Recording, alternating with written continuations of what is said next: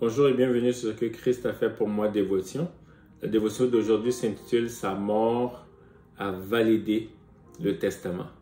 Alors qu'on fête Pâques un peu partout dans le monde, les chrétiens se souviennent de la mort et de la résurrection de notre Seigneur Jésus-Christ, cette mort qui nous a procuré le pardon des péchés, qui nous a réconciliés avec Dieu, qui nous a guéri, qui nous a apporté le salut, et cette résurrection qui a communiqué une nouvelle vie en nous, qui nous permet de vivre la vie de Dieu.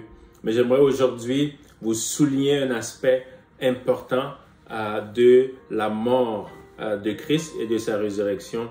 Vous savez, on parle de la Bible comme l'Ancien et le Nouveau Testament, l'Ancienne et la Nouvelle Alliance. Et vous savez, dans la vie courante, pour qu'un testament soit validé, il faut que le testateur, celui qui laisse le testament, soit mort. Et la Bible en parle. Et nous pouvons lire dans Hébreux 9, à partir du verset 15, qui dit « Et c'est pour cela qu'il est le médiateur d'une nouvelle alliance. » On parle de Jésus. « Afin que la mort, étant intervenue pour le rachat des transgressions commises sous la première alliance, ceux qui ont été appelés reçoivent l'héritage éternel qui leur a été promis. Car là où il y a un testament, il est nécessaire que la mort du testateur soit constatée. Un testament, en effet, n'est valable qu'en cas de mort, puisqu'il n'a aucune force tant que le testateur vit. Voilà pourquoi c'est avec du sang que même la première alliance fut inaugurée. Dieu a fait une alliance avec le peuple d'Israël. Il y a un testament qui a été laissé. Et pour valider ce testament-là, il était nécessaire que le sang des boucs et des taureaux soit versé, que le peuple puisse s'identifier à ce sang-là qui signifie la vie. Quand le sang est versé, ça veut dire que la vie part. C'est pour ça les Juifs et plusieurs ne mangent pas du sang parce qu'ils disent que la vie est dans le sang. Donc, il fallait que le sang soit versé.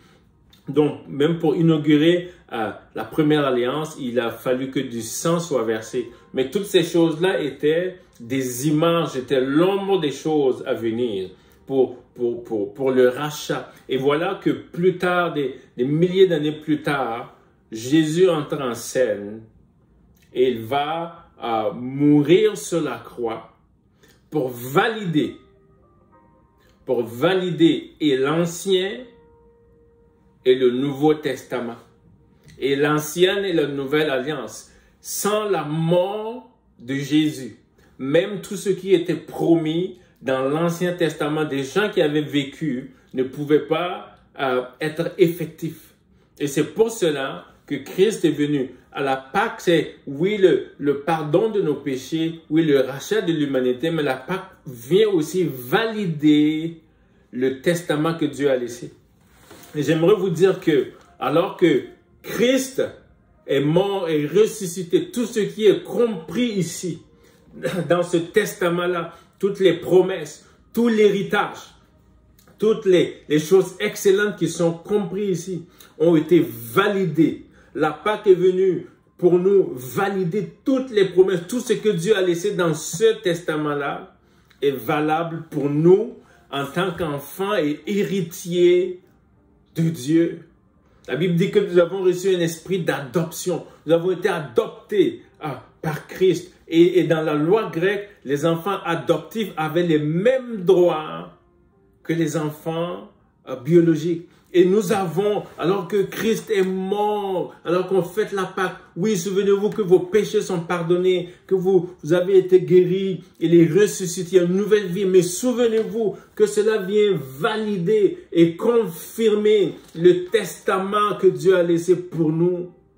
Et vous savez, quand vous avez un testament, quand vous lèguez quelque chose, la moindre des choses à faire, c'est de prendre cette chose-là et de lire et de marcher dans ces promesses. Alors, il y a tellement de promesses dans ce testament, tellement de bénédictions, tellement de grâce. Et plusieurs prennent le testament qui a été laissé et mettent de côté et ils essaient de vivre par leur propre force, de vivre comme s'ils étaient s'ils n'avaient pas d'héritage, de vivre comme s'ils étaient des enfants de mendiants. Nous avons un Père excellent, un Père riche en toutes choses. Et nous avons un testament qui a été laissé. Et Dieu, pour montrer la validité et la puissance de ce testament-là aussi, le confirme par le sang de son Fils qui a été versé pour nous. Et je veux prier ce matin qu'alors qu'on fait la Pâque, qu'on se souvient de la mort et de la résurrection de Christ, qu'on se souvienne que le testament a été validé. Et bien plus, le testateur n'est pas seulement mort, mais il est ressuscité pour montrer qu'il avait la puissance, la capacité de se donner lui-même, de donner sa vie et de la reprendre. C'est ce qu'il dit dans sa parole. C'est pas qu'on m'enlève la vie, je la donne ma vie, mais aussi je peux la reprendre. Et 3 jours après, le Saint-Esprit est venu, la vie a été reprise, Jésus a été ressuscité. Et je prie aujourd'hui que la puissance de la résurrection de Christ soit manifestée et que toutes les paroles, les promesses, les bénédictions, les grâces de ce testament-là qui nous a été laissé, que nous puissions en bénéficier, que nous puissions en profiter, que nous puissions y marcher dans le nom de Jésus. Alors je prie que vous puissiez en prendre compte et y vivre dans le nom de Jésus. Alors que la grâce, que la bénédiction de Dieu soit sur vous, que les promesses de ce testament-là soient confirmées, que les gens, en vous regardant, puissent voir la validité et la confirmation de ce testament que Dieu nous a laissé dans le nom de Jésus. Alors, je vais vous souhaiter joyeuse Pâques, que la grâce et la paix de Dieu soient avec vous au nom de Jésus. Amen. Soyez bénis.